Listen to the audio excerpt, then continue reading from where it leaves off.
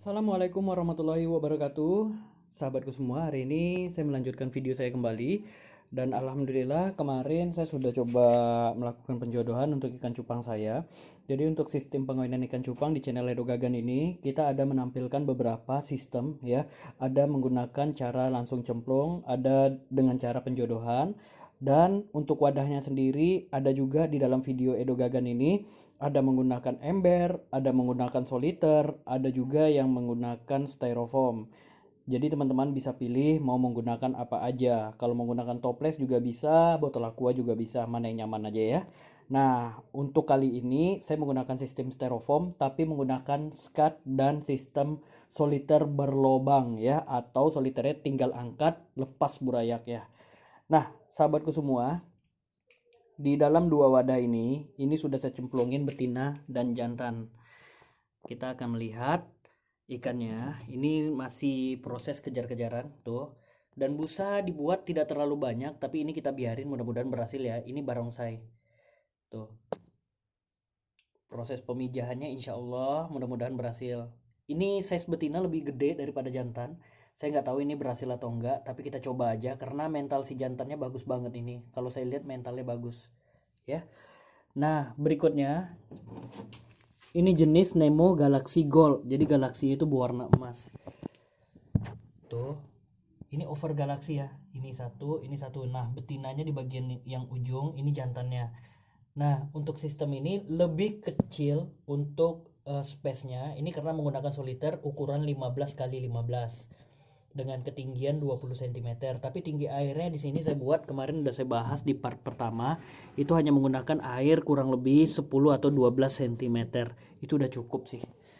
Nah, untuk ikan cupang ini insya Allah dalam jangka waktu 1 atau 2 hari nanti dia akan bertelur. Tapi sebaiknya teman-teman jangan selalu melihat dia. Jadi kapan melihatnya bang? Mengontrolnya bang, kapan udah bertelur atau enggak? Lakukan setiap pagi. Contoh hari ini dia sudah melakukan proses penggabungan antara betina dengan jantan. Berarti sore tidak usah dicek lagi, sore nggak usah dikasih makan. Jadi kasih makannya kapan? Besok pagi itu dikasih makan sambil mengecek apakah sudah bertelur atau belum. Kalau kita lihat sudah bertelur dan betina itu sudah berada di sudut, baru si betinanya kita angkat. Tapi kalau dia sedang bertelur, Anda melihat dia proses kawin, atau dia masih di bawah busa si betinanya, tolong betinanya jangan diangkat dulu. Teman-teman, tunggu kurang lebih 6 atau 10 jam ya. Kalau saya biasanya jika pagi dia masih dalam proses kawin, besoknya itu pasti saya lakukan pengecekan di sore hari atau di malam hari. Baru si betina itu saya angkat.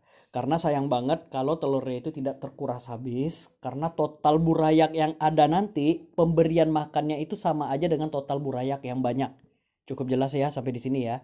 Total burayak yang sedikit dengan yang banyak, total makanan yang kita cari di alam, total yang kita berikan capeknya sama aja. Jadi usahakan sampai diperas semaksimal mungkin dengan cara seperti yang saya sampaikan tadi.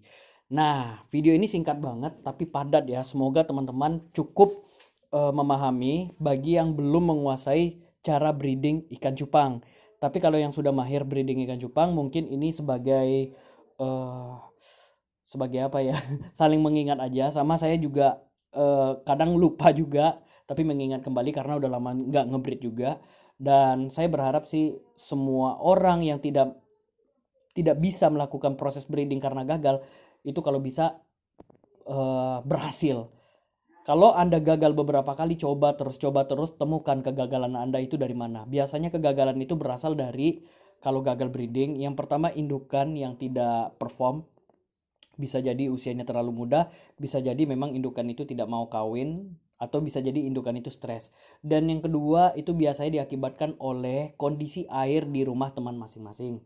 Jadi kalau misalnya gagal menggunakan air sumur bor, lakukan penggantian menggunakan air galon. Gagal dengan air galon, cari di alam lain atau di parit-parit yang ada hidup binatang seperti ikan lainnya segala macam itu bisa bertahan hidup di air tersebut, itu bisa digunakan. Tapi kalau teman-teman mau coba tes dengan cara yang jamin berhasil, pergilah ke peternak lain, minta airnya kurang lebih 1 ember ya. Kenapa? Karena kita di sini melihat apakah ini kesalahannya di Anda sendiri atau kesalahannya di airnya ya.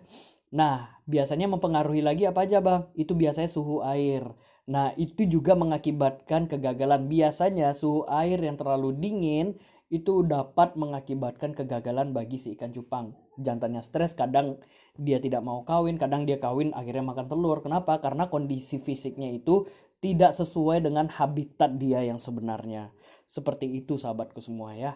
Oke, di part 2 ini saya rasa sampai di sini dulu. Nanti kita sambung lagi di part ketiga. Insya Allah nanti di part ketiga pengetahuan yang saya punya akan saya bagikan di sini. Pengetahuannya tidak akan saya kubur mati, tapi akan saya bagi. Thank you for watching. See you guys. Salam Cupang Indonesia.